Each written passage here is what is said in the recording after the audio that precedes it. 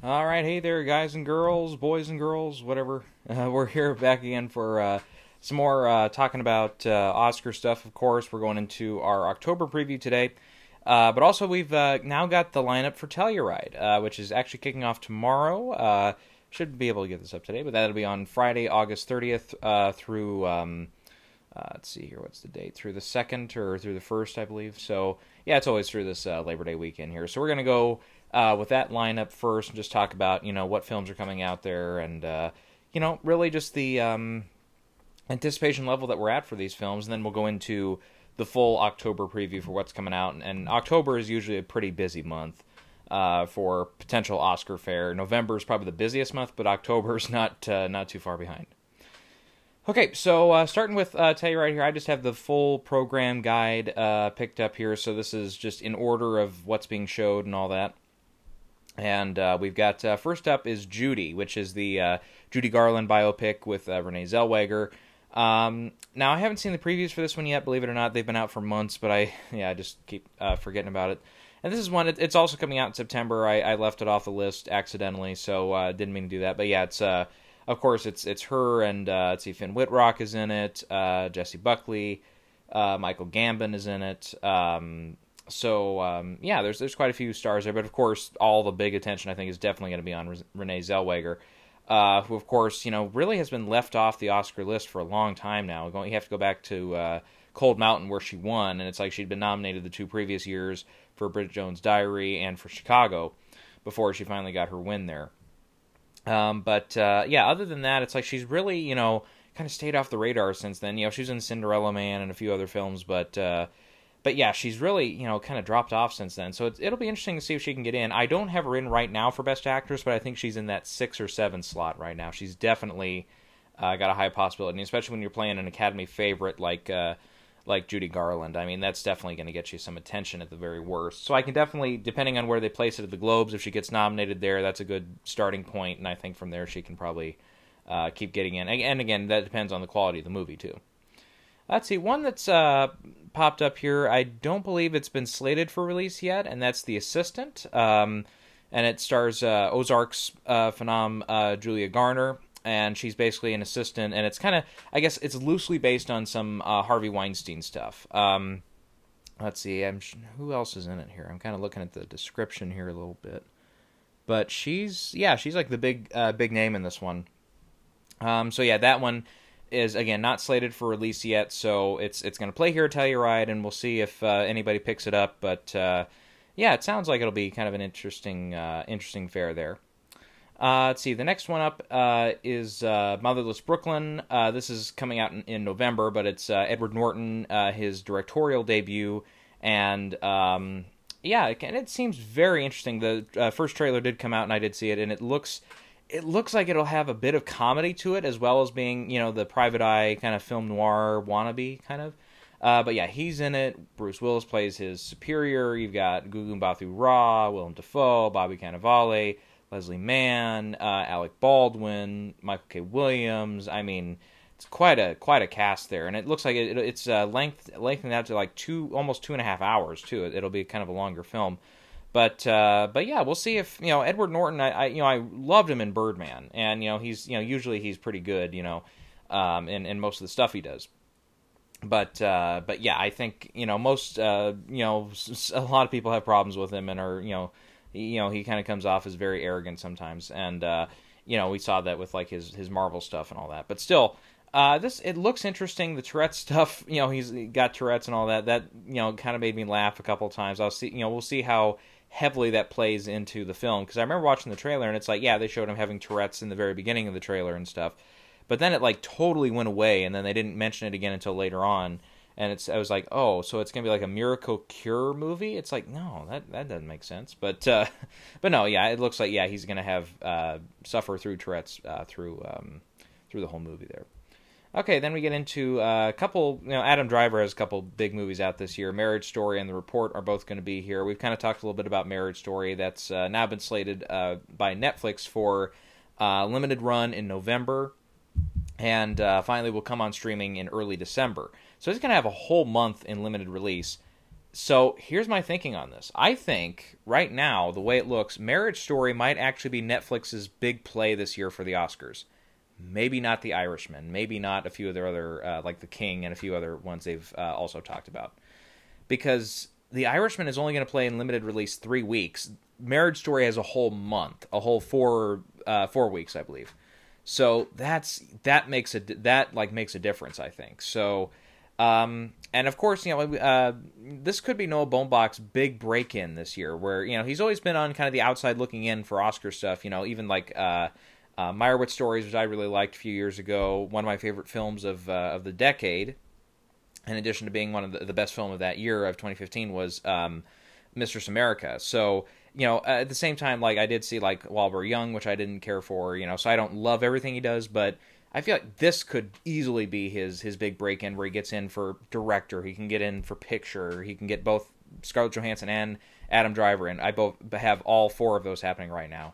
Can get in for screenplay. Laura Dern, I think, has kind of taken off in supporting actress. Again, we don't know quite how big a role she'll have and all that. Alan Alda maybe could break in for supporting actor. I've heard a few good, there's a little bit of a groundswell kind of starting to swell up for him. So, yeah, we'll see if that takes off as well. But then he's also got The Report, and, well, I guess I'll give a spoiler alert here. After seeing the trailer, I'm convinced this is going to be my frontrunner at first for Best Picture. It looks like, basically, it has everything that Spotlight had a few years ago, where it's the journalism aspect of it. It comes from a director, Scott Z. Burns, who is primarily known for writing, like Tom McCarthy was.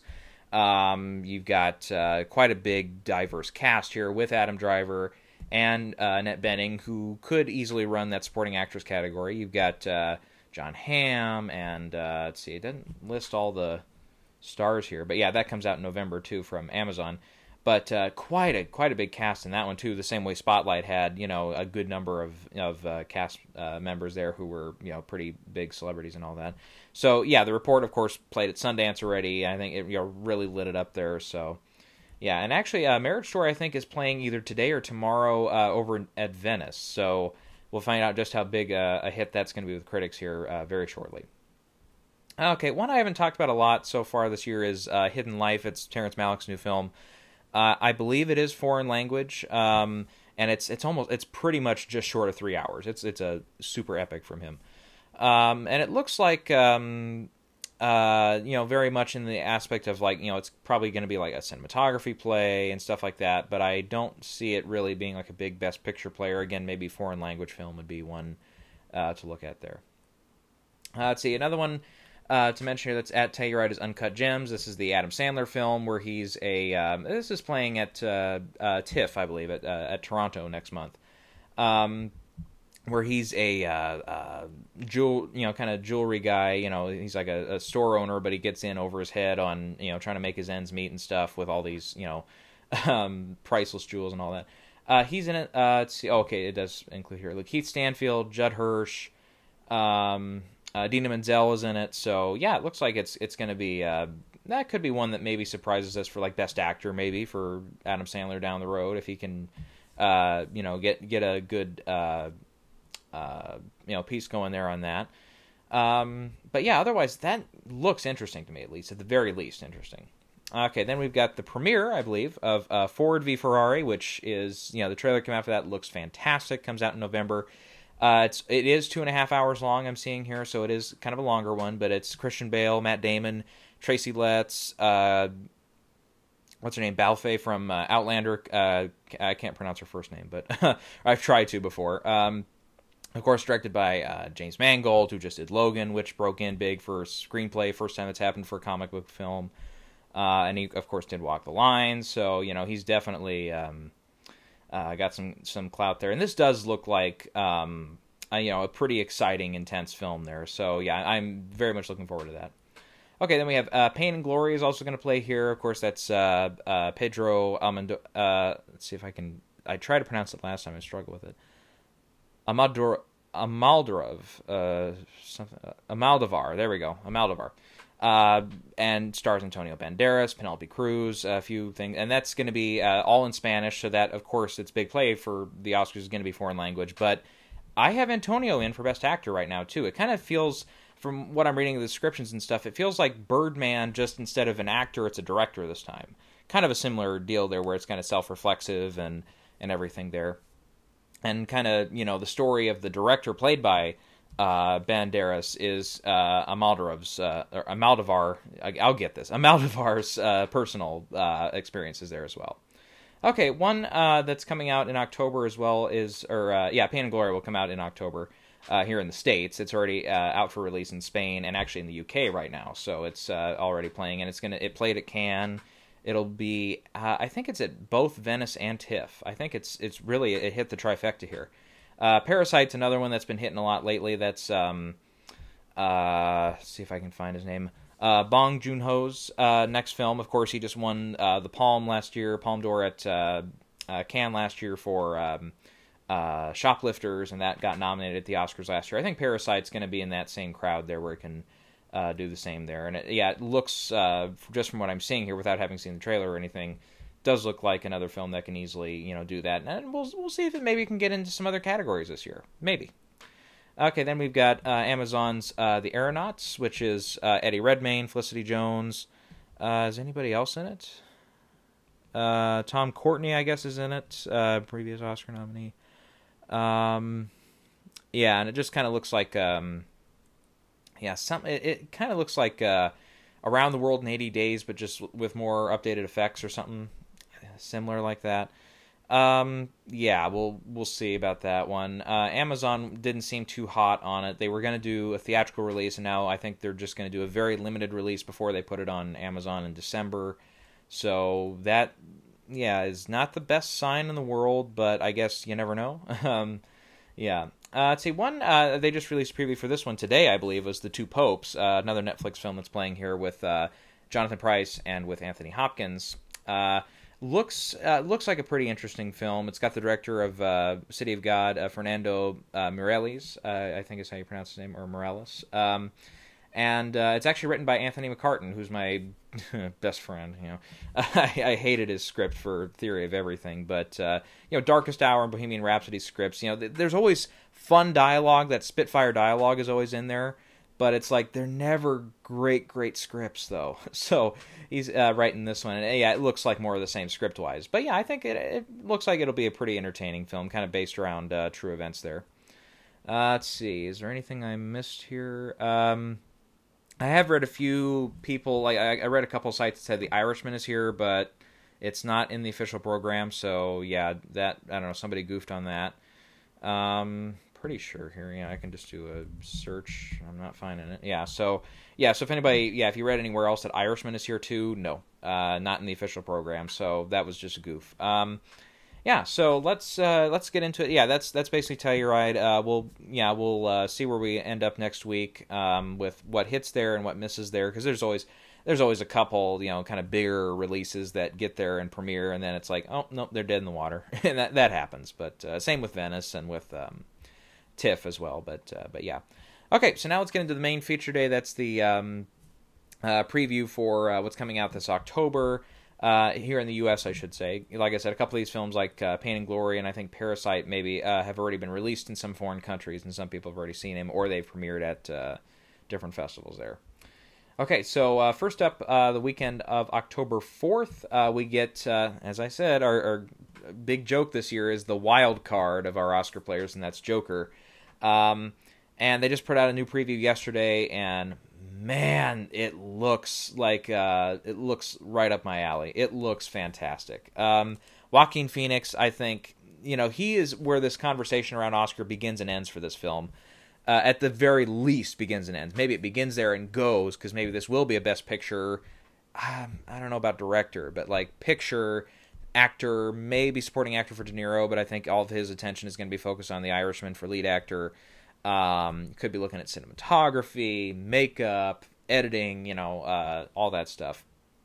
And it could be a 6, 7, 8 nominee film, or it could be one for Joaquin Phoenix. I can see it going either way right now. But it looks amazing to me. I think it looks really, really great. And you do have a good cast in here with Phoenix and with De Niro and with Zazie Beetz and Frances Conroy and Let's see who else was in this. Mark Maron is in it. Shea Wingham, Brian Tyree Henry. So yeah, it's quite a few good names there.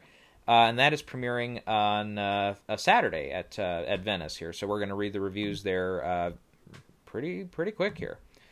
Okay, so that's that one. Also coming out on the 4th is Lucy in the Sky. This is Noah Hawley's film debut. He's directed, let's see, I was going to look up. Oh, yeah, well, he's creator on Fargo. I think he directed maybe an episode or two of that. Have to look. But yeah, the first season, I've only seen the first season of Fargo, but man, that was fantastic.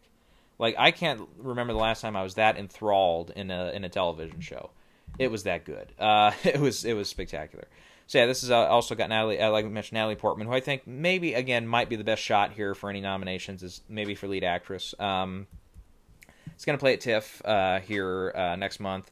But it's also got John Hamm in it, Zazie Beetz again, Dan Stevens, Ellen Burstyn, Nick Offerman. So yeah, again, a few recognizable names there. And of course, a lot of people, when they talk about this, when they talk about the Beatles song, Lucy in the Sky with Diamonds, and it, they kind of hinted at that a little bit in the trailer with some music themes, but other than that, it looks like kind of like a good character study about, what it's like to be up in space and then back on the ground, where it's like, you can see, like how that affects your brain and stuff and all that. So, and I thought I read here somewhere.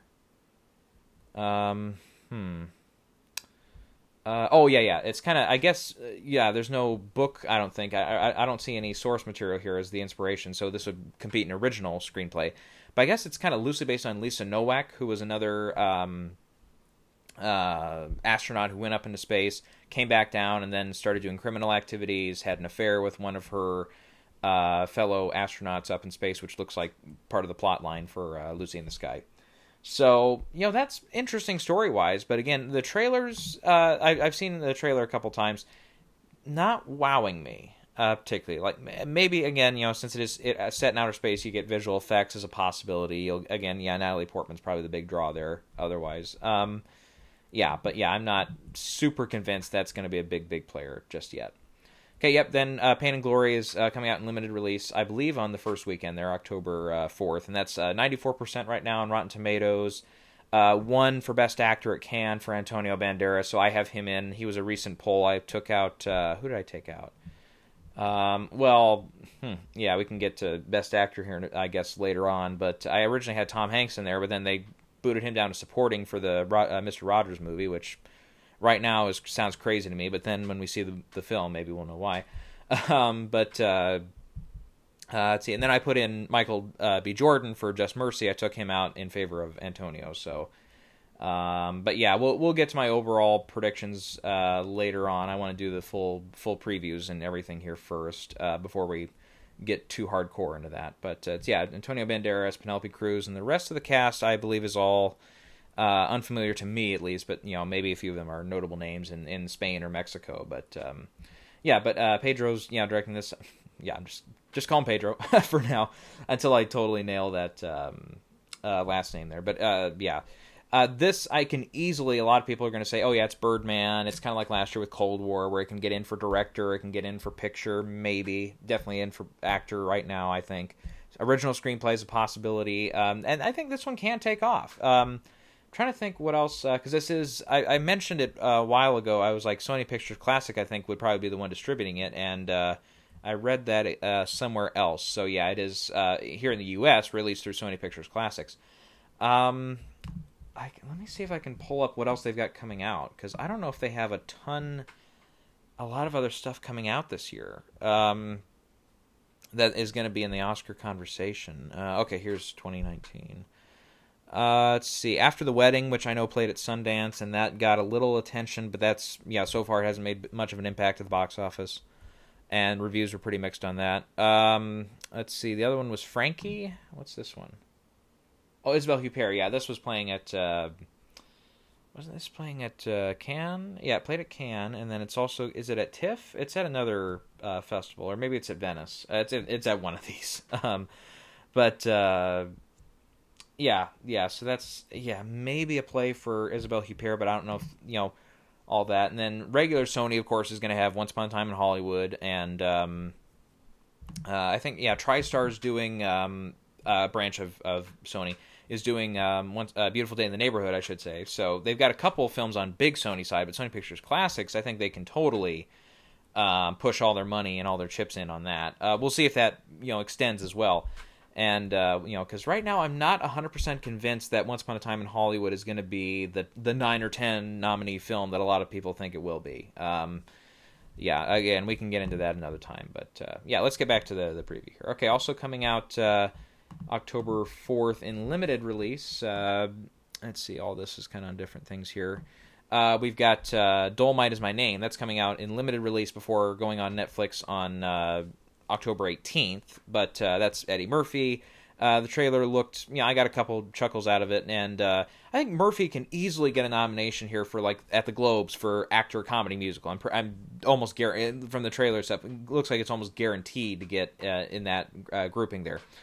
And it'll also screen at TIFF as well here. But yeah, I think this one, costume design, production design, all that stuff, I think is on the table too. But outside of that, I think it's really going to lean on Eddie Murphy there if that can go anywhere.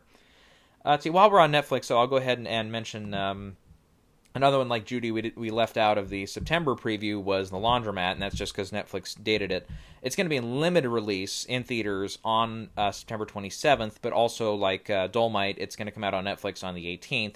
And we also saw the first trailer for this too. And color me shocked again, but it's like Soderbergh, from the sound of it and everything, it sounded like it was going to be drama. But this is less traffic and more Logan Lucky for Soderbergh, which personally I don't have a problem with that. The trailer definitely made me laugh a couple of times at Gary Oldman and Antonio Banderas as the two money launderers and lawyers through this false firm that all the money's coming through to all these other untold millionaires across the globe. And Meryl Streep is kind of the the undercover journalist or whoever that kind of discovers them and takes them down. But yeah, that's another diverse cast. You got David Schwimmer in there and Robert Patrick, Jeffrey Wright, Sharon Stone. I think that was everybody that had their names pop up in the trailer. But there, James Cromwell, I thought I saw was in the cast. Soderbergh always gets a lot of people in his movies, no doubt. But yeah, this one, I do have Gary Oldman in for supporting actor right now, weird accent and all, but I might change. He's probably the first one to go right now because his performance I can see going either way. It's going to be, a tour de force comedy performance akin to Kevin Kline in Fish Called Wanda, and we even saw that win a few years ago.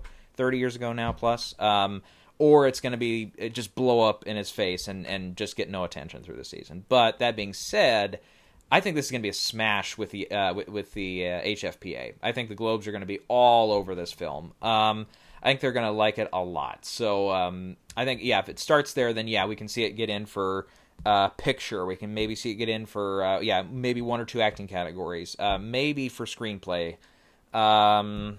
I would probably leave it right now to those top line categories, but because it doesn't look like the costumes are going to be a big player. Well, actually, maybe not. Some of those costumes are kind of more exotic looking, so you never know. But contemporary costumes almost never get in. It's almost always period piece or ancient, like Mary Queen of Scots and stuff last year and all that. But outside of that, I don't think it'll do spectacular in the tech categories, but yeah, for me, I'm on board. It looks like a lot of fun, so yeah. And that one, we say it's playing at TIFF, and it's actually going to screen this weekend again at Venice. So I think that's where it will premiere here. So that's coming up. I think it's tomorrow or Saturday again. Yeah, so that one's coming up really quick. Okay, now we'll get back to it for what's on coming out in theaters directly in October. So we'll move on to October 11th, and that's first one is Gemini Man. It's coming from Ang Lee, who most of the time we bet heavy on him, but last time that didn't work out with Billy Lynn's Long Halftime Walk. Even though I kind of liked the movie a little bit, it wasn't by any means a masterpiece and was a huge blow up for all of its Oscar potentials. Jerry Bruckheimer is a producer on it, so that's maybe another sign here too that it's probably not a big Best Picture, Best Actor player. But no, I would say visual effects definitely is going to be on the table here because, personally for me, I think the de-aging they do on Will Smith in the trailers looks very good, but it's not next level like a lot of the of other people have been talking about. Yeah, but it's interesting. I was kind of reading the Wikipedia page here a little bit, but it's like because this film has been through development hell for like almost 2 decades now, or maybe over 2 decades. Like Tony Scott was supposed to direct at one point, Curtis Hanson, Joe Carnahan. It was supposed to star, yeah, I got the list here: Harrison Ford, Chris O'Donnell, Mel Gibson, Jon Voight, Nicolas Cage, Glenn Eastwood, and Sean Connery. All at one point were set to play the main character. That's craziness. But yeah, and another thing too, I'm reading here. Actually, I didn't know this, but it's kind of like Billy Lynn's. That was at the 120 frame rate. This one is also shot that way, which is a little scary because I know almost everybody hated that. But yeah, I guess it's on a different. It's like there's a different camera system or something, or they have a different way to edit it this time, or it's shot. I don't know if Billy Lynn was shot on film or if this. Because it says the film was shot digitally, which is no surprise. Almost every film shoots digital today, except for like Tarantino, Nolan, a few others like that. Probably Terrence Malick is another one too. But yeah, I don't know if Billy Lynn was on film or what, because I don't know if that makes a difference or not. But yeah, so I would say again, yeah, visual effects for all the de-aging and stuff. Maybe like editing or something like that potentially. The sound categories, design categories, since it's kind of futuristic sci-fi. So, yeah, we'll see. Again, I'm not high on its hopes for anything outside of those tech categories, but, yeah, you have to list it. Okay, also coming out on the 11th is The Addams Family. Nah, that trailer sucked. The first trailer sucked. I saw the second trailer for another movie the other day for Where'd You Go, Bernadette, which I didn't love the movie, but I didn't hate it. But yeah, we'll get into... That's another video I got to do, is all the stuff I've seen this year. Yeah, the second trailer sucked. Looks like they're relying on obvious humor, gags that are going to be outdated, like even a month or two after it comes out, like the It reference, kitty humor, toilet humor. It just looks just lowest common denominator, and it's like... I've always liked the idea of seeing like an adaptation of Addams Family in an animated world. I always said like a Tim Burton, like what he did with Corpse Bride, Nightmare. I was gonna say Nightmare Before Christmas, but yeah, yeah, it's Nightmare Before Christmas. Yeah, that's right. I was gonna say The Nightmare Before Elm Street or something. I was gonna say something stupid, but yeah, I if you could do an Addams Family movie, kind of maybe not in like stop motion or that animation style, but you can do 3D animation style with like a Tim Burton directing, or even him as a big producer on it, which I don't think he is involved in this. No, he's not. It's like that. I thought would be a really good pairing there, and I grew up on the Barry Sonnenfeld, the live action ones from the early '90s, and I still laugh at them. They're pretty funny, but. And yeah, and the Peanuts movie from a couple of years ago. I mean, I was a little worried about the animation style because that was always 2D traditional animation before they did this the newer version. But that turned out to be the least the least worries with that film because it was just so good, and everything else just fit very naturally for that. But this no. I mean, the only way this gets in is if we have a really big flops from the rest of the animated films coming out this year, because I think Toy Story 4, of course, very safe, I feel right now. There was one other one I was thinking of, How to Train Your Dragon, the third one, The Hidden World, I think is probably a pretty safe bet for now too. But it's like Frozen 2 is going to have to suck really bad for something like this to get in, or again, there's another one, but I can't think of it. But yeah, there's a few kind of obvious ones that would really have to disappoint for Addams Family to get nominated, and I don't think it's happening. Okay, also coming out in limited release before going on Netflix later is The King on October 11th. And this is another one, they just had the preview come out, and the trailer was promising. Not like, stand up and cheer trailer, but did look interesting. You got Timothée Chalamet, Joel Edgerton, who also co-wrote the film, Robert Pattinson, Lee Rose Depp, there were a couple other names in there I recognized, Ben Mendelsohn, amongst a few others there. So, this one I can see, again, kind of either gets totally avoided or gets, can go as high as like that 4 or 5 nominations for like actor for Chalamet, because he looks like he'll do a pretty good job here. Adapted screenplay, maybe. Costume design and production design are almost guaranteed because of the era they're in. Makeup and hairstyling is probably a good bet right now. trying to think what else. I don't know if it can maybe get into the sound categories or go there. I don't know how many visual effects are going to be in it or anything, but yeah, it's going to screen at Venice next week, and I don't think it's at TIFF. I don't remember reading it on the list for TIFF. Let's see here. Let's see. Yeah, and such a derivative title as The King. It's like, yeah, it's like, you know, that can, you know, kind of throw some people off and stuff, but... Let's see, Venice, BFI London Film Fest in October, right before it hits limited release. So okay, but it's coming out on Netflix on November 1st, so we've got a little bit of time there before we can see it at home. Like that's probably the way I'm going to see it. But yeah, but again, that first trailer promising. Not the it doesn't look like a guarantee by any means, but yeah, it's hard to say that right now about anything. And then Parasite is also coming out on the 11th. Again, Bong Joon-ho is the director here. Like we mentioned, Shoplifters last year did very well. I can see this again, yeah, getting in for the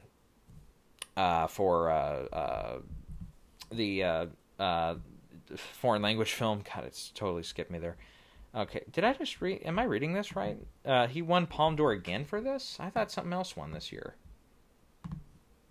Yeah, son of a bitch. He won 2 years in a row. Or no, that's not the same guy. No, that's Shoplifters was Hirokazu Koreeda. That's right. Damn. Okay, I thought this was the same guy. Never mind. What else did he do then? Because everybody, he did The Truth. That's the one I'm sorry. Yeah, The Truth is the one that Shoplifters did. I'm sorry. Okay, yeah, so that was on me. Sorry for the whole... I think I said Parasites in another video, too. Okay, so what else did this guy do?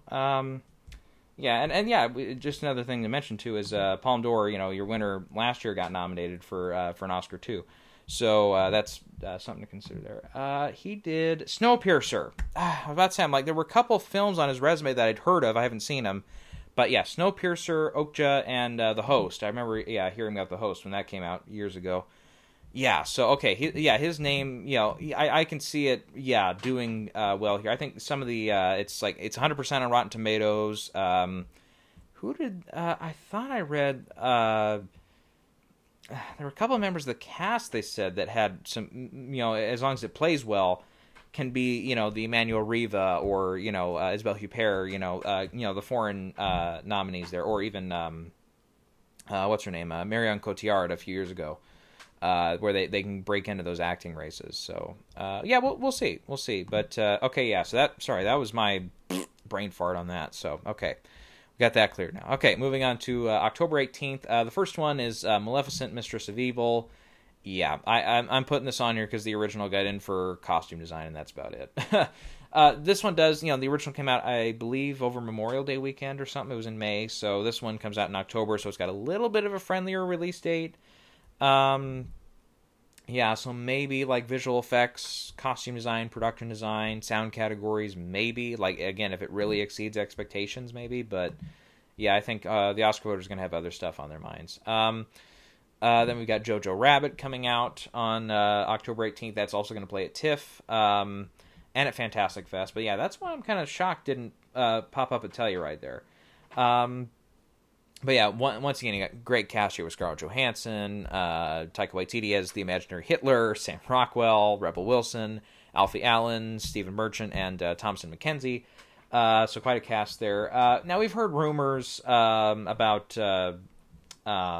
Disney. I guess a few Disney maybe not shareholders, but a few higher ups at Disney watched the film and were worried about it. But here, I don't want to go into a whole rant right now about what Disney's done with the Fox stuff, because originally it was Fox Searchlight. So now since they've acquired everything Fox, now it's released under Fox Searchlight's thing there, but it's distributed by Disney still. Again, I don't want to go way far into it, but Disney, here's the thing: this is not something you produce. This is something produced by Taika Waititi and Fox Searchlight. TSG is also, I believe, a production company on this, amongst a few others. This isn't you're just putting it out. You're not, and you get to market it, that's true. But you don't have to worry too much about, if this loses you money, you didn't put your own money originally into this. You're putting your money into marketing and all that, as far as I know. And as far as I know, you didn't co-finance this by any means. But, so that's if the movie has some worries about people like because it is Adolf Hitler after all. It's an imaginary and it's by the way being advertised as an anti-hate satire. It says that right here on the goddamn poster. So if you're worried about perception, all that about Disney as a whole, remember your actual Disney name is not going to be anywhere in plain sight for people who see the movie. It's going to say, as far as we know, Fox Searchlight at the beginning, and that's everything the trailers have shown too. So it's really only the people that do the math that know that Fox Searchlight is now part of Disney. Those are the only people you have to worry about, and most of them, I think, are deep enough film fans that they're willing to watch this. I'm willing to watch this. I mean, it's not like, if they did it like a very serious Hitler movie and promoted him as a good guy, maybe I'd have a problem with it, but this is an anti-hate satire in which evidently Hitler is going to be as big a fool as he was in real life, so to speak. So yeah, I mean, I don't know why Disney has thrown such a hubbub about this. I mean, it's not originally their film. Yes, they have to market and distribute it, but yeah, they can go walk off a cliff about all this stuff. It's like, yeah, it's nothing that they have to get their panties in a twist over. So, yeah. But anyways, that being said, yeah, I do think it looks fantastic. I can definitely see it getting in for its screenplay, for picture. Maybe Taika can get in. I think they're running him right now for supporting actor, which would make sense, depending on how much screen time he has. But I can see him going supporting for the Oscar and then like lead actor, comedy musical for like the Globes or something. That might happen. Maybe Scarlett Johansson's been getting a little bit of buzz here, but again, I think most of her focus is going to be on Marriage Story and less so on this. Who else? I think from the cast that'll probably be about it. But you've got Oscar winner Michael Giacchino doing the score. I can see it maybe landing, like some of the tech categories with production design, costume design, and so on and so forth. But I think that marks up for that one. Okay, then we've got also coming out on the 18th. Let's see, is this the last one here?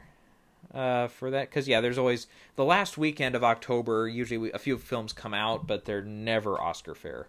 There was one actually really quick before we get to the Lighthouse. There was Black and Blue, which has I was reading the wrong one. Okay, that's Naomi Harris. I thought that was the girl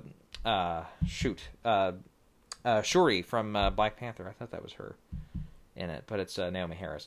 But that one, I mean, you can't say no to it automatically, but, because you never know. But, since it's not playing at any festivals, it was originally supposed to come out in September, and they just pushed it to October. I mean, obviously, if they just push it 1 month, that's not the biggest deal in the world. But it definitely looked more akin to something like, I don't know, like Taken or something, like just a action thriller to put out at this time of the year. But anyways... and then, that would be about it for October. But getting back to this one, though, The Lighthouse, this played at Cannes, it's going to be at TIFF, it's Robert Eggers, guy who did The Witch, coming back here, and it's pretty much in the cast. I think it's Willem Dafoe, Robert Pattinson, and maybe one other person, but I guess that's a spoiler, so to speak, if anybody else shows up or not, and I guess that other person might not be human, from what I've heard, just through Grapevine and stuff, but it's 98% on Rotten Tomatoes. Everybody loved it at Cannes. From what I hear, I guess actually Willem Dafoe will be running supporting, even though he's top listed on the bill here, and I guess Robert would be lead. I don't know if they would run them both in supporting or how that's going to work, but... and evidently, like we talked about with Renee Zellweger there, she got 3 nominations, 1, 2, 3 in a row. Recently, Bradley Cooper did it with, Silver Linings Playbook, with American Hustle, and with American Sniper. But this would be 3 years in a row for Willem Dafoe with Florida Project, last year with At Eternity's Gate, and now with The Lighthouse. But, we'll see. This... To me, it's black and white horror film. That's already kind of, a couple strikes against it. Even though it did play at Cannes, even though it's going to have some prestige factor to it. And it is A24. We never doubt A24. Never throw too much shade at them, because they've surprised us in the past. That's for goddamn sure. And Focus Features is picking up international on this, so they might get a little bit of that too. But anyways... I guess, if it can break through, if Willem Dafoe's got enough friends in the acting branch, I think he can... Florida Project really wasn't playing too far last year in the grand scheme of things, or 2 years ago, I should say, outside of Dafoe's performance. He was actually, the only nomination the film would get at, like, Globes and at the Oscars, and I think pretty much everywhere he got nominated. He was, like, the only nominee for the film. So that doesn't make it impossible, but I'm just saying that makes it a hell of a lot more difficult. But another thing, too, is that, a lot of us were thinking, like me especially at one point, we're thinking Sean Baker for director, and that didn't pan out. And originally I was thinking for picture as well, to at least get nominated. The Lighthouse, I don't necessarily see, like, Robert Eggers or the script being, like, front and center for a nomination for those separate categories. I don't see that the case right now for Best Picture. I don't see that for even Robert Pattinson right now. I do hear, though, because as we saw last year, black and white cinematography really leapt out to those voters. And we saw both Roma and Cold War get in on black and white cinematography. And that's Jarin Blanchky, I think is how you pronounce the cinematographer's name. Yeah, this is black and white. So it's, even if it is a horror film, it's like, I can see that happening. I can totally see that happening. And again, also depends on just how well it picks up with voters as well. But yeah, that's another one. Is there anybody else that I was leaving out here? Yeah, like I said, I haven't seen the trailer or anything on this one either, unfortunately. But yeah, Robert Pattinson. This is one I am anticipating, though. Don't get me wrong. But I just feel like I didn't see too many previews for The Witch before that came out, and that really, I think, heightened my experience of it. So I'm going to do the same here. Unless, if I'm watching something in the theater and then the trailer pops up, then I'm like, oh, okay, I'm stuck with it. But actually, I think that happened with The Witch, too, I think. I was going to see something, and the trailer for The Witch popped up. I'm like, oh, yeah, I'll have to see that. But I was already, it had already gotten such great reviews and stuff. I was like, yeah, I'll end up going to see it. But, yeah. See, I mentioned Robert Pattinson maybe a little bit, but again, almost all the word of buzz for any acting nomination would come from Willem Dafoe. So, we'll leave it at that. Okay. Yeah, I think that's all I got for now. So that's your October preview and the announcement for what's coming out at Telluride this weekend, starting tomorrow. And yeah, we'll catch up here again, probably sooner rather than later, and we'll get into what's coming out in November and December, and then in separate videos, of course. And then hopefully by then, because there's like the Farewells playing now, there was a couple other ones I wanted to see before we get to the video where I'll do what's come out that I've seen that I've think has a shot somewhere or other. So yeah, okay, we will catch you guys next time.